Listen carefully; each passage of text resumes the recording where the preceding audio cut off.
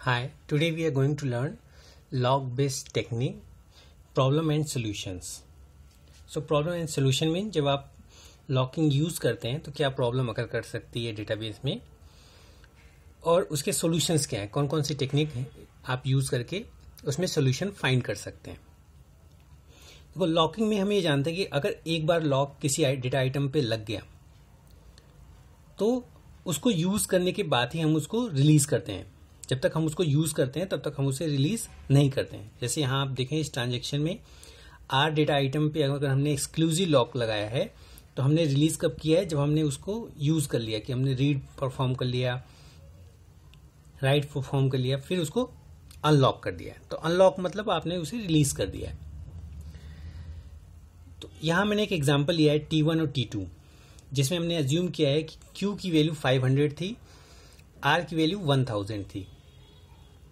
Starting में database में ये वैल्यूज थी और अगर T1 और T2 सीरियली एग्जीक्यूट कर रहे हैं, सीरियली एग्जीक्यूशन का क्या मतलब है कि पहले इसके सारे इंस्ट्रक्शन एग्जीक्यूट कर जाएं, उसके बाद आपका इसके इंस्ट्रक्शन एग्जीक्यूट करें, तो आउटपुट क्या होगा। और अगर ये कॉन्करेंटली एग्जीक्यूट कर रहे हैं और there is interleave of instructions कि कुछ इंस्ट्रक्शन इसके एग्जीक्यूट करें, उसके बाद ये एग्जीक्यूट करें, फिर इसके रिमेनिंग इंस्ट्रक्शन एग्जीक्यूट करें, तो आउटपुट क्या होता है। तो यहां देखें आर की वैल्यू 1000 थी, यहां पे डिडक्ट रीड किया आपने, कोई प्रॉब्लम नहीं क्योंकि आपने एक्सक्लूसिव लॉक लगाया था तो रीड कर सकते हैं।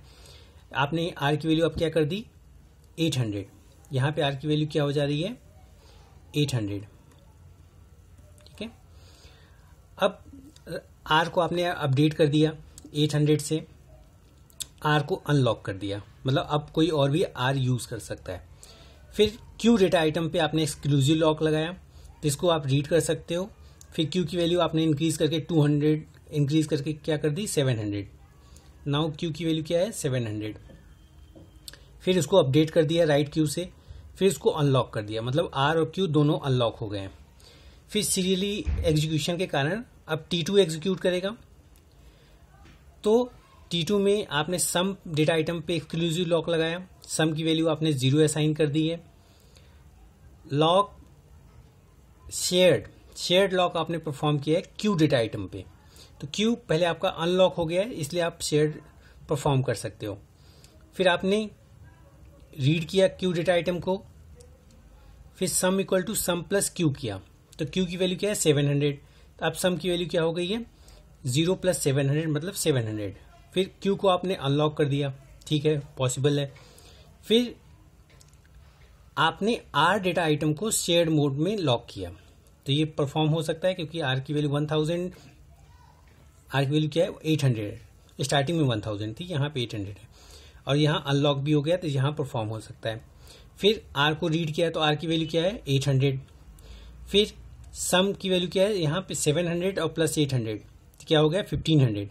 फिर सम की वैल्यू आपने अपडेट कर दिया, अब सम की वैल्यू क्या हो गई 1500।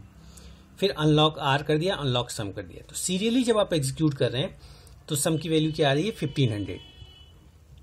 अब हम क्या करते हैं कि कॉन्करेंट एग्जीक्यूशन परफॉर्म करते हैं और सेट ऑफ इंस्ट्रक्शन इसके, जैसे मान लीजिए आर तक पहले इसका एग्जीक्यूट करें,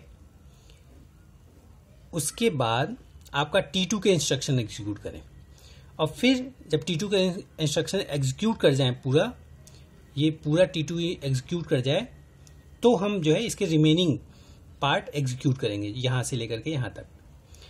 तो ये हमने कॉन्करेंट एग्जीक्यूशन में हमने एज्यूम किया कि ऐसा करते हैं। तो देखते हैं आउटपुट में क्या चेंजेस आता है। यहां पे आर की वैल्यू क्या अपडेट हो रही है 800, ठीक है। फिर इसको आप अनलॉक कर दे रहे हो तो इसका मतलब आर को आप यूज कर सकते हो यहाँ। फिर सम की वैल्यू 0 है, फिर आपने एस क्यू पे शेयर्ड लॉक लगाया, परफॉर्म हो सकता है क्योंकि ये इंस्ट्रक्शन आपका एग्जीक्यूट होना अभी स्टार्ट नहीं हुआ है, सिर्फ यहाँ के बाद डायरेक्टली जंप यहाँ पे हुआ है। तो क्यू की वैल्यू स्टार्टिंग क्या है 500, इसलिए सम की वैल्यू क्या हो जाएगी 500। क्यू को आपने अनलॉक कर दिया, फिर आर डेटा आइटम को शेयर्ड मोड में आपने ऑन किया, तो शेयर मोड में आर की वैल्यू क्या है 800। अब सम की वैल्यू क्या हो जाएगी 500 प्लस 800, ठीक है, इट्स मीन 1300। तो सम की वैल्यू क्या है अब 1300 हो गई है। फिर आपने अनलॉक किया इसको भी अनलॉक कर दिया आर और सम को। फिर यहाँ के बाद आपका इंस्ट्रक्शन यहाँ से एग्जीक्यूट हो रहा है, ठीक है। कॉन्करेंट एग्जीक्यूशन में कुछ टाइम शेयर्ड हो गया कि इतना पार्ट पहले एग्जीक्यूट हो जाएगा, फिर इसका एग्जीक्यूट करेगा, फिर ये एग्जीक्यूट करेगा। तो क्यू की वैल्यू आपने रीड की और रीड क्या की, क्यू की वैल्यू 500।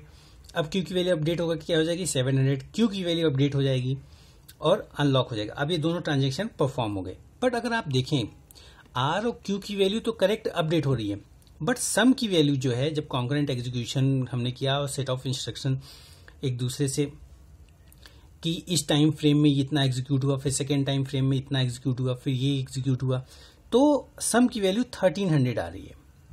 तो इसमें डेटा इनकंसिस्टेंसी इसमें एग्जिस्ट कर रहा है और ये चीज इसमें नहीं होनी चाहिए। तो इस प्रॉब्लम को दूर करने के लिए हम लॉकिंग टेक्निक्स यूज करेंगे, लाइक 2 फेज प्रोटोकॉल, ठीक है, और टाइम स्टैम्प। एक और प्रॉब्लम देखते हैं डेडलॉक का। तो डेडलॉक में क्या है, यहाँ पी और क्यू डेटा आइटम्स हैं। तो पी पे T1 ट्रांजेक्शन ने क्या एक्सक्लूसिव लॉक लगाया, तो ये इसको रीड कर सकता है। पी में कुछ वैल्यू डिक्रीज हुई, फिर राइट पी किया, और इसके बाद क्योंकि कॉन्करेंट एग्जीक्यूशन है T1 T2 का, तो हमने एज्यूम किया कि इसके बाद ये यहाँ पे एग्जीक्यूशन स्टार्ट हो गया। तो क्यू पे शेयर्ड लॉक परफॉर्म हो सकता है यहाँ के बाद, यस परफॉर्म हो सकता है, क्योंकि ये इंस्ट्रक्शन अभी एग्जीक्यूट नहीं हुए, तो यहां से डायरेक्ट ये एग्जीक्यूट होना स्टार्ट हुआ है, तो इसलिए क्यू पे शेयर्ड लॉक परफॉर्म हो सकता है। फिर क्यू को आप रीड कर सकते हो, ऑब्वियसली शेयर्ड लॉक में रीड कर सकते हो।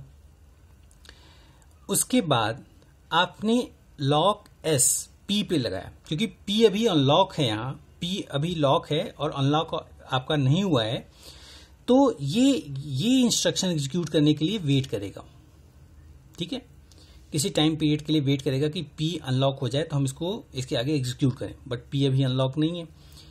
आफ्टर पर्टिकुलर टाइम के बाद वो सोचता है कि चलो अच्छा है, इससे अच्छा है कि हम यहाँ के पार्ट तब तक एग्जीक्यूट कर लेते हैं। फिर ये यहां से आता है इसके पास, तो राइट पी वाला पार्ट तो एग्जीक्यूट हुआ। फिर इसने चेक किया नेक्स्ट पे कि लॉक क्यू पे एक्सक्लूसिव लॉक है, तो क्यू पे एक्सक्लूसिव लॉक है, और जबकि यहां पे क्यू अभी अनलॉक नहीं हुआ है।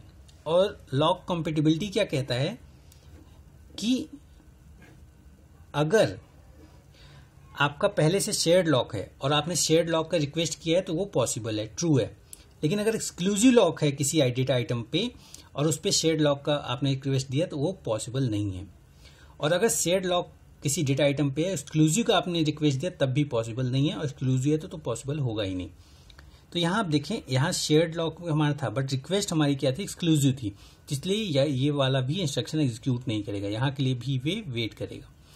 तो T1 जो है और T2 ट्रांजेक्शन में, पहले T2 जो है वे वेट कर रहा है T1 का कि वो P पे जब लॉक रिलीज करेगा तो मैं इसके आगे इंस्ट्रक्शन एग्जीक्यूट करूंगा, और T1 वेट कर रहा है T2 का कि जब ये Q पे लॉक रिलीज करेगा तो मैं इसके आगे इंस्ट्रक्शन एग्जीक्यूट करूंगा। तो दोनों एक दूसरे का वेट कर रहे हैं, तो इसलिए this is a dead lock, इसके आगे इंस्ट्रक्शन तो एग्जीक्यूट ही नहीं हो रही है। तो इस डेड लॉक की भी प्रॉब्लम जो है हम लॉकिंग टेक्निक से जो है सॉल्व कर सकते हैं। तो लॉकिंग टेक्निक में अब हम नेक्स्ट क्लास में इसका सोल्यूशन लर्न करेंगे, 2 फेज लॉकिंग। Thank you.